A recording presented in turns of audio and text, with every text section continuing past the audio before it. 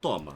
Vamos supor que você tá nos anos 90 e você quer ouvir aquele álbum novo que o seu artista favorito acabou de lançar. Você poderia talvez procurar no Spotify, no YouTube, ou até quem sabe baixar num 4Shared, no Ares ou num Kazaa da vida. Só que tem um único... Opa, peraí, ó. Caramba, ele puxou umas coisas aqui, né? Olá, 4Shared. Eu usei muito. Pirataria era bem mais simples antigamente, vocês não acham? Eu achei que conforme a internet fosse evoluindo, a pirataria ia ser ainda mais simples. Muito mais simples. Mas não, tá cada vez mais difícil você ver uma pirataria honesta. Tá cada vez mais complicado, cara. E eu achei que ia ser o contrário, tá ligado? Quando, porra, emulador e os caralho, eu falei, porra, daqui a 10 anos, meu irmão, vou dar um clique, pum, vou imprimir a Mona Lisa original na minha casa. Mas não tá sendo assim não, né? Que saudade dessa janela do Windows XP.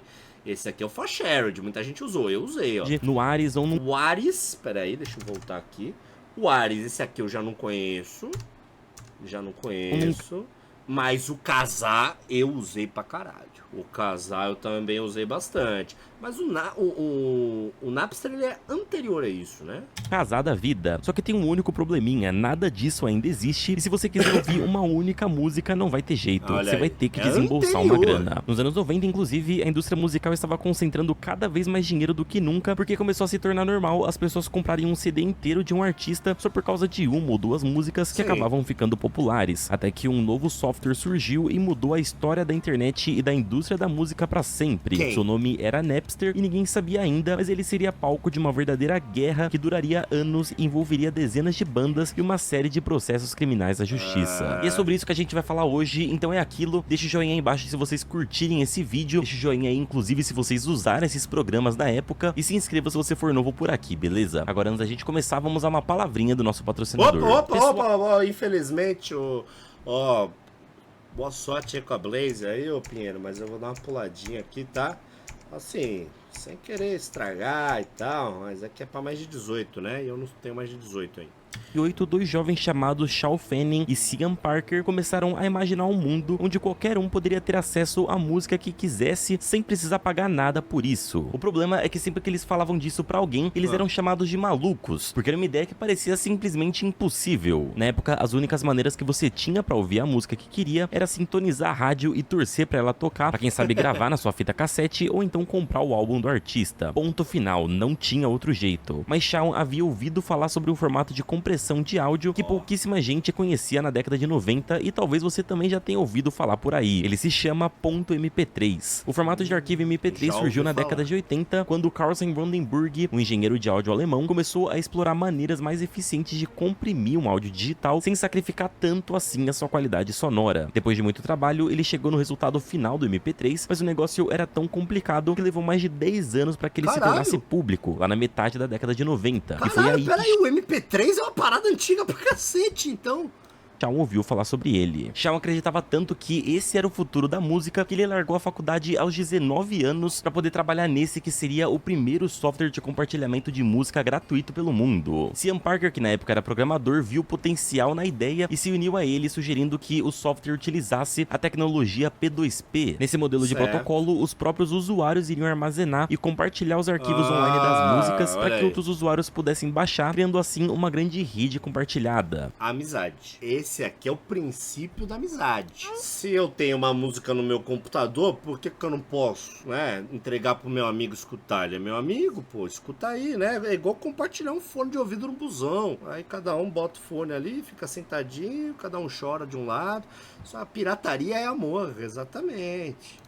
Foi inclusive através desse protocolo que a pirataria começou a se disseminar de forma incontrolável na internet ao longo dos anos seguintes. O Mega Upload, por exemplo, que eu já fiz um vídeo a respeito aqui no canal, usava o mesmo protocolo de compartilhamento e, bom, eles não tiveram um final muito feliz, não. Os amigos passaram meses se dedicando à criação do software e Shawn teve a ideia de chamá-lo de Napster, porque esse era o apelido que ele tinha quando jogava basquete na escola, e aquilo era meio que uma maneira de mostrar para as pessoas que o Napster, que era tão zoado por todos, havia feito algo revolucionário. usuário. Então, em junho de 99, a dupla lançou oficialmente o Napster na internet, apostando totalmente na sua raiz descentralizada. A conclusão deles era que se eles fizessem uma plataforma onde os próprios usuários disponibilizariam e baixariam as músicas, ninguém poderia detê-los, afinal eles só estavam hospedando ali o serviço. Concordo. Se alguma gravadora quisesse processar alguém, teria que processar individualmente cada usuário, então de certa forma tava safe. O que eles não tinham percebido é que eles estavam mexendo com uma das indústrias mais poderosas da época e a coisa ia ficar feia bem rápido.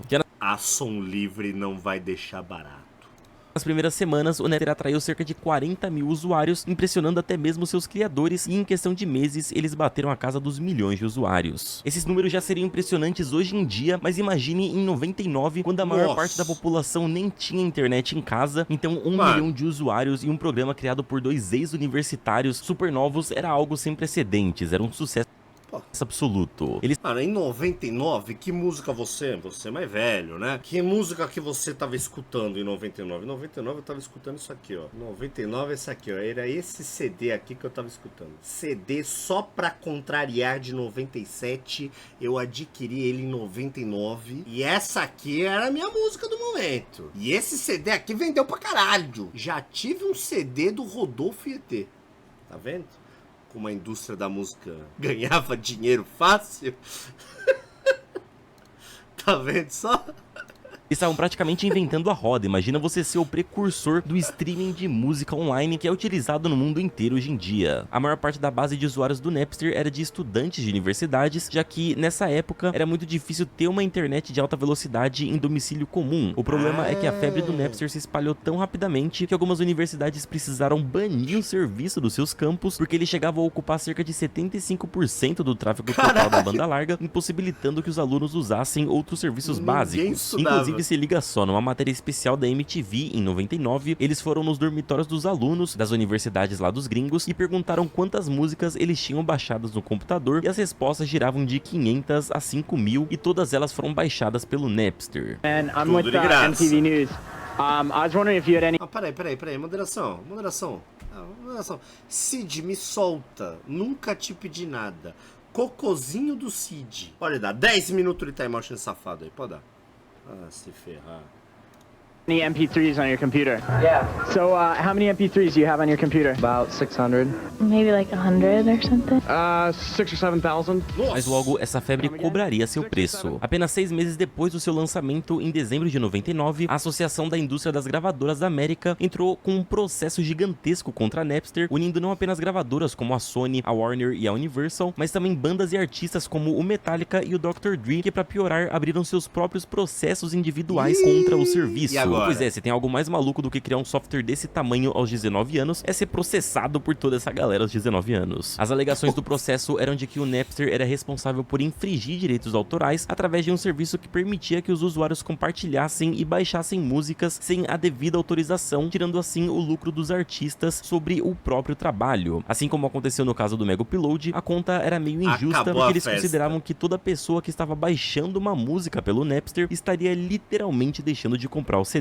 Sendo que a gente sabe que muitas vezes quem tá baixando algo ilegal online tá deixando de comprar justamente porque não tem dinheiro pra aquilo. Então ela não vai comprar de qualquer jeito. Segundo os advogados das gravadoras, ao conectar usuários que disponibilizam e baixam as músicas, o Napster tava viabilizando uma pirataria em massa e deveria ser punida por isso. Mas a parte mais louca é que o processo que realmente se tornou um campo de batalha nem foi esse das gravadoras, mas sim o do Metallica. A ação judicial movida por ele renderia até um capítulo à parte, se liga só. No dia 3 de maio de 2000, os integrantes do Metallica foram pessoalmente até o escritório do Napster para tirar satisfação do porquê que uma música deles que ainda não havia sido lançada foi parar lá no software deles e eles queriam saber o que estava acontecendo. E a mídia, claro, não perdeu a chance de fazer alarde, e o baterista foi o principal alvo dos paparazzis por ser o membro da banda que mais falava sobre o assunto, e inclusive eles levaram caixas e mais caixas com nomes de todos os usuários que tinham baixado a tal música vazada.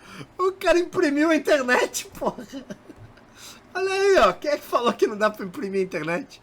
O cara imprimiu todos os nicks do chat e processou. Olha aí, ó. É o que eu vou fazer aqui. Em algum momento dessa live eu vou baixar o nick de todos vocês, pegar o IP aqui de todo mundo e vou processar um por um. um por um, por todos os danos psicológicos que eu sofro aqui nessa live.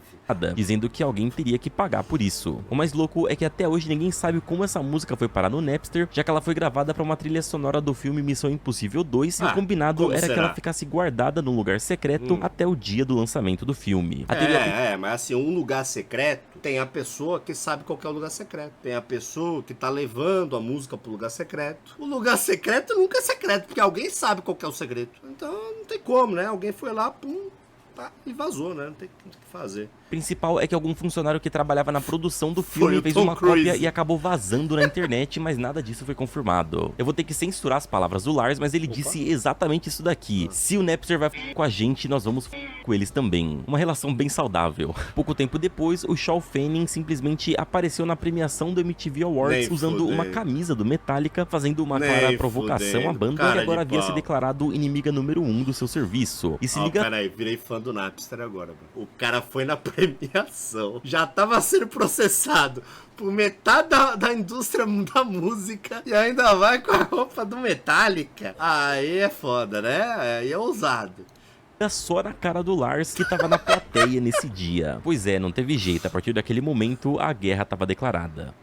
Sabe quando uma tentativa de esconder ou denunciar uma coisa acaba tornando essa coisa ainda mais famosa? Foi exatamente isso que aconteceu com o Napster. Os processos e a reação do Metallica e de outros artistas publicamente acabaram fazendo com que todo mundo quisesse conhecer o programa, e não era por menos. Pensa aqui comigo. Você vai na televisão e na rádio falar sobre a primeira plataforma de música gratuita da história e quer que as pessoas reajam como? Rapaziada, tem um software aí que dá pra usar de graça, o mundo inteiro usa, dá pra ouvir música sem pagar, ouvir música antes do lançamento, dá pra ouvir demos e tudo mais. Escutar Metallica de graça. O número de usuários cresceu absurdamente e no ano de 2000 o Napster bateu o impressionante número de 8 milhões de pessoas baixando música. Não, peraí, pra 2000, cara, 8 milhões é assim, um negócio muito, muito, muito absurdo.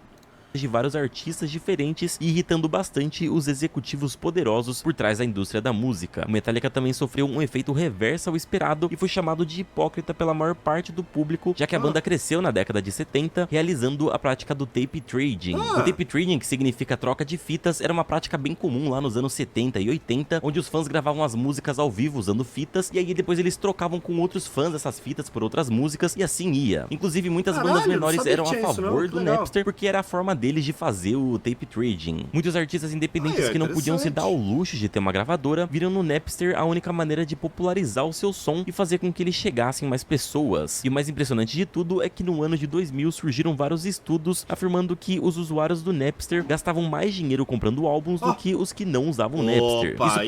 E agora? Como é que fica aí? Se o problema era que não comprava o CD, não comprava a mídia, aí, ó, refutados, né? Eles acabavam conhecendo a banda por lá, curtiam o som e aí queriam apoiar a banda, então eles iam lá e compravam os discos. E como eu falei, o cálculo das gravadoras era meio desonesto, porque eles desconsideravam esses casos que acontecia muito. E não foi só artistas menores que saíram. Aí, ó, pirataria é top. Assim, acredito que esse estudo é baseado nas bandas menores, né? A banda que já tá trilionária da vida, acho que já não se enquadra nesse estudo. Em defesa do Napster, não. Durante uma entrevista em 2001, o Dave Grohl, do Foo Fighters, disse que a música deveria ser acessível a todos que quisessem ouvir e defendeu o uso do software. The thing about music is that music should be available to anybody that wants to hear it. I think that there should be no such thing as a price tag on music. Okay, maybe there's a price tag on the package that you buy. You know, you pay $13 for a CD, you get the artwork, you get the jewel box, you get the friggin' sticker, you get the whole nine, whatever. I don't want to turn on my radio and have to put a nickel in it to hear Metallica. I mean, and you know what? I understand where some people come from when they say Napster is taking money away from me. Napster is hurting my lifestyle, or I don't have food in my refrigerator because Napster's got my song all over the internet and no one will buy my demo tape. When it's someone that sold 50 million records and they got 50 million fucking dollars and they're bitching about pennies, fuck you, man. O Napster rapidamente ganhou o apoio da opinião pública e as bandas e artistas como Metallica e Dr. Dre passaram a ser ridicularizadas em fóruns online e até sofreram boicotes. O Dr. Dre deixou o processo correr em sigilo, mas o Metallica realmente comprou a briga e o Lars começou a ir em todos os programas possíveis para dar entrevistas dizendo que os donos do Napster deveriam ser presos ou penalizados. Enquanto isso, Shawn e Sim Parker foram se tornando cada vez mais... Enquanto isso...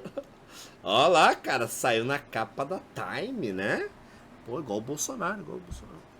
famosos e estampavam capas de revistas como os gênios da nova geração que seriam responsáveis por revolucionar o mercado da música e da internet. E não era por menos, já que no ano de 2000 o Napster foi de longe o site mais acessado de toda a internet e a empresa, que começou com 2 estudantes, rapidamente se expandiu para centenas de funcionários. Tudo parecia estar remando para uma grande vitória, mas a justiça não enxergou dessa forma. Em julho de 2000, um tribunal federal concedeu uma ordem de liminar que exigia que o Napster removesse o acesso a músicas protegidas por direitos autorais em sua plataforma. O tribunal considerou que as ações do Napster contribuíram para uma violação significativa de direitos autorais e impôs restrições imediatas ao serviço. Para poder cumprir a ordem judicial, o Napster começou a implementar filtros que bloqueavam o compartilhamento de músicas específicas. O problema é que quando as gravadoras perceberam que alguns artistas específicos conseguiram impedir que suas músicas foram parar no Napster, eles foram abrindo vários e vários processos para que, aos poucos, todas as bandas que eles gerenciavam fossem retiradas do Napster.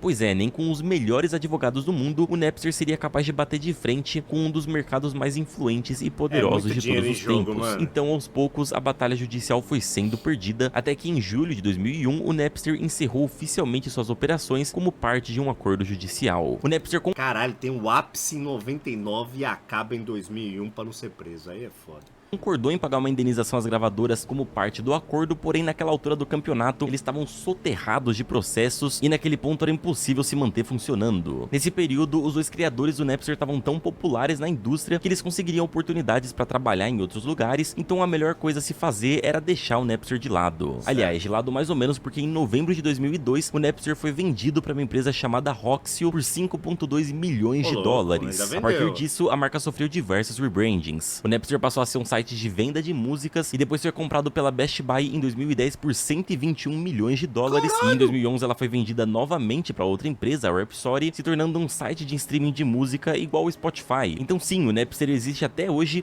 ele provocou muitas mudanças na indústria da música. Até o iTunes surgiu nessa treta como uma alternativa legalizada para que você pudesse comprar cada música individualmente ou então o álbum inteiro para você poder ouvir e consumir em qualquer dispositivo da Apple sem se preocupar com pirataria. O iTunes nunca fez... Opa, fala, gente. Cidoso fogo na bomba, você viu o nascimento do Napster? Estava lá? Tava lá. Da hora 420. Eu tava, né? Mas eu não tava na maternidade, não. Mas eu tava. Fez muito sucesso aqui no Brasil porque a gente não tem o costume em larga escala de pagar por músicas ainda mais online, mas nos Estados Unidos ele fez um sucesso absoluto, até porque as músicas chegavam a custar menos de $1. Então no fim das contas, se você usa hoje em dia o Spotify, o Deezer, o Amazon Music, o YouTube e tudo mais, muito disso é por influência do Napster. E os fundadores do programa, o que aconteceu com eles? O Shawn Fanning continuou a participar de diversos empreendimentos tecnológicos e ajudou a fundar várias startups, como por exemplo a Snowcap, uma empresa de gerenciamento de direitos autorais, e a Rupture, uma plataforma de rede social. Uma empresa de gerenciamento de direitos autorais. Aparentemente ele aprendeu, né? Aprendeu alguma coisa aí. Quem mais? Snowcap, uma empresa de gerenciamento de direitos autorais, e a Rupture, uma plataforma de rede social focada em jogos online. Ele também esteve envolvido em vários outros projetos ao longo dos anos, mas ao contrário do seu parceiro, ele não curtia muito a fama, então ele preferia se manter longe dos holofotes. Já o Sean Parker seguiu um caminho um pouco diferente, mas também focado em iniciativas de tecnologia. Em 2004, Sean Parker conheceu o Mark Zuckerberg e eles começaram a trabalhar juntos, se tornando assim o primeiro presidente da empresa. Pois é, o cara se envolveu em 2 das redes mais revolucionárias da história da internet. Parker também esteve envolvido em várias outras empresas e investimentos, incluindo na criação de um serviço de streaming de filmes chamado Screening Room. Além disso, ele é conhecido pelo seu envolvimento em diversas iniciativas filantrópicas e hoje ajuda diversas instituições de caridade através de doações e campanhas de arrecadação. Se vocês curtiram, deixe o joinha aí pra mim, e mantendo no tema sobre pirataria, cliquem no vídeo à esquerda se vocês querem conhecer mais sobre a história do Mega Upload, que foi fechado pelo FBI. Mega Upload de um lado e Pirate Bay do outro, hein?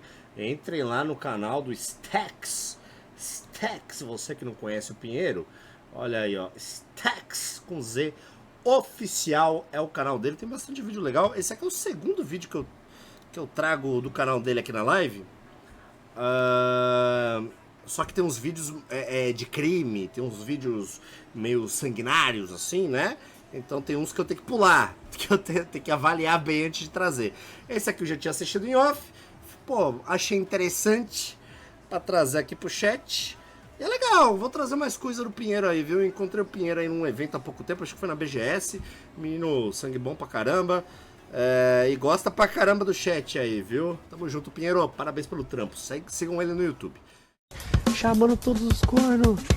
Chamando todos os cornos. Chamando todos os cornos.